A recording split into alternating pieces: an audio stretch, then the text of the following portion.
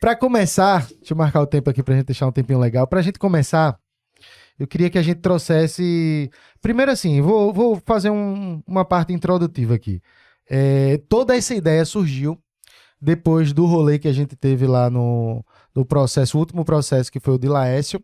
Isso. E surgiu muito mais pela situação desconfortável que a gente acabou ficando, principalmente Rafa, que está sempre presente nos jogos, está sempre presente no campo, e ficou aquela situação desconfortável de você ir até o estádio, fazer o seu trabalho como profissional, que somos empresas de verdade, e ter um certo de, sei lá, ser coagido de alguma forma, a gente se sentir intimidado e não conseguir fazer esse trabalho, até que extrapolou depois numa discussão na internet, que não é nem o ponto em si é mais a liberdade que a gente possa ter, até para trabalhar mesmo, Rafa aí que está sempre presente nos estádios. Então eu queria fazer já uma pergunta para os dois, assim, um pode completar o outro, mas fica... Eu queria saber, assim, o que de fato, até onde vai a nossa liberdade de expressão? A gente, como humorista e como página também informativa, a gente tem esse direito de fazer uma brincadeira com o clube, com o Retrô, com o presidente do clube também, que entra uma pessoa, ou não? Vamos trazer um pouco só pra gente começar introduzindo mais pra quem vai começar assistindo o que de fato é liberdade de expressão. O pessoal tá até debatendo isso hoje na Câmara e tudo.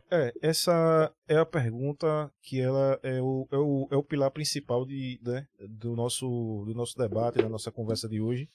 E lembrando, Gabriel, Rafael, que nós estamos no mês da liberdade de imprensa, né? Não à toa, né? Lembrando isso, não à toa que é um mês muito importante, inclusive, para falar sobre esse tema. Total. Foi no dia 7, salvo engano, o dia Sim, da dia liberdade, 7 foi. da liberdade de imprensa, né?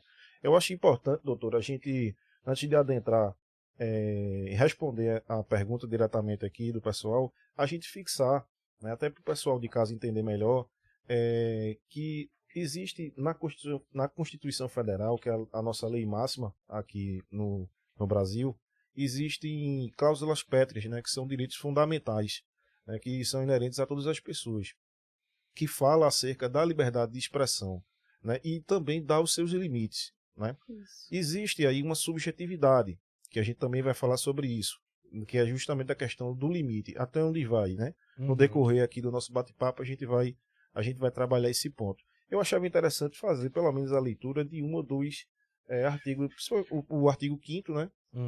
Um inciso e 4, né? isso, o artigo 5º da Constituição e também no artigo 220.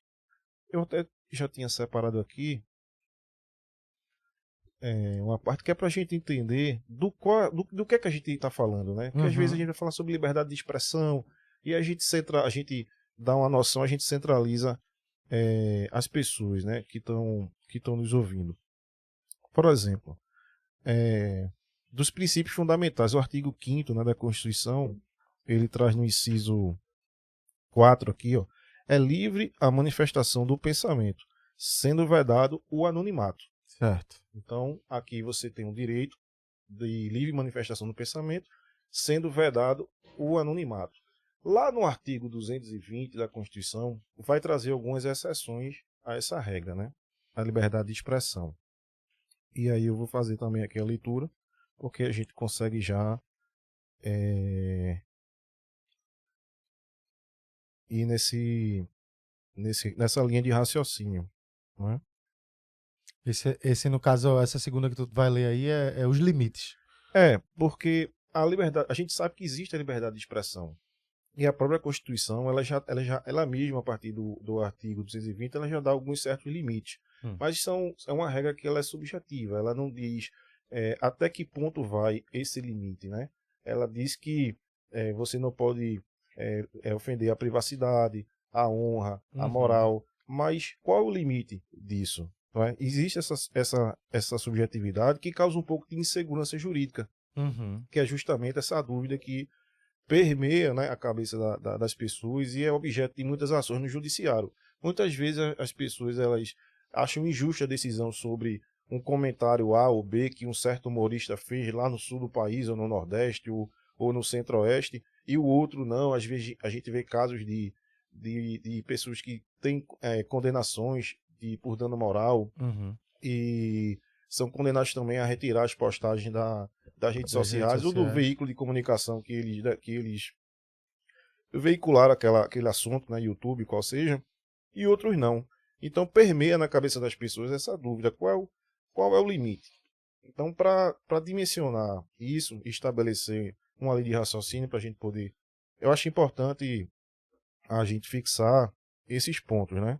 Então... Até também, né, porque assim, as pessoas gostam muito de citar o artigo 5º como se ele fosse um direito absoluto, né? Tudo hoje em dia, a pessoa faz um comentário que ofende ou que é discriminatório, Sim. a partir do momento que ela recebe algum tipo de restrição sobre esse comentário, é direito de expressão, é artigo 5º, é direito fundamental, só que não são direitos que são absolutos. É que nem o doutor Marcelo falou.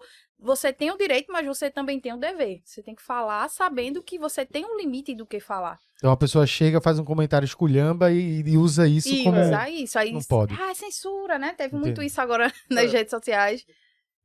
A liberdade de expressão não se confunde com o direito de dizer o que quer. Uhum. E o que, né, que quer, o que pensa, não é assim.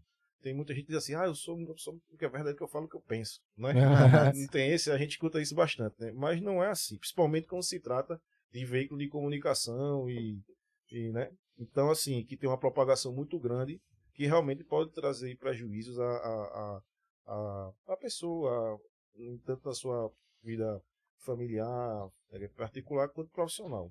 E aí, doutor, o artigo 220 da Constituição, ele quer um capítulo 5, né, que ele fala justamente isso, da comunicação social.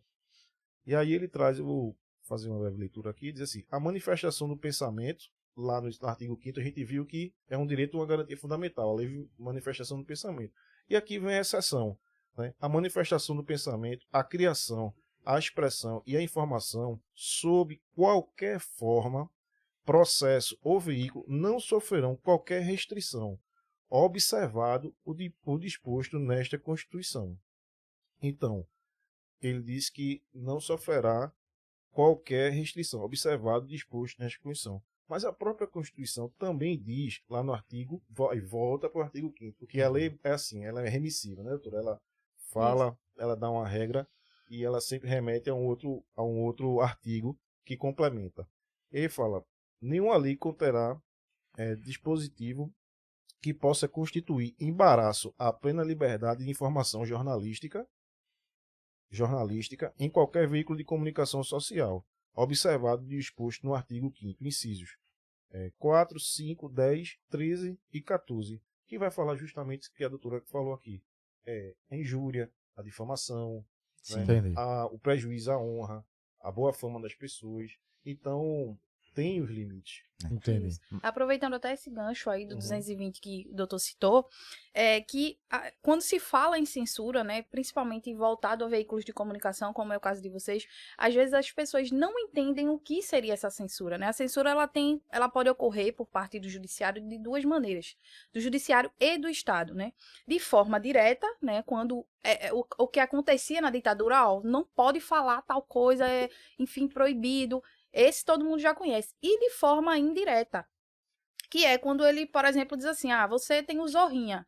A partir de agora, para o Zorrinha soltar uma publicação contendo qualquer coisa, ele vai ter que pagar uma taxa, sei lá, de R$1 milhão por publicação. Isso é uma censura indireta. Ele está tentando restringir um veículo de comunicação, não diretamente, porque já sabe que é inconstitucional, mas ele faz de uma maneira indireta.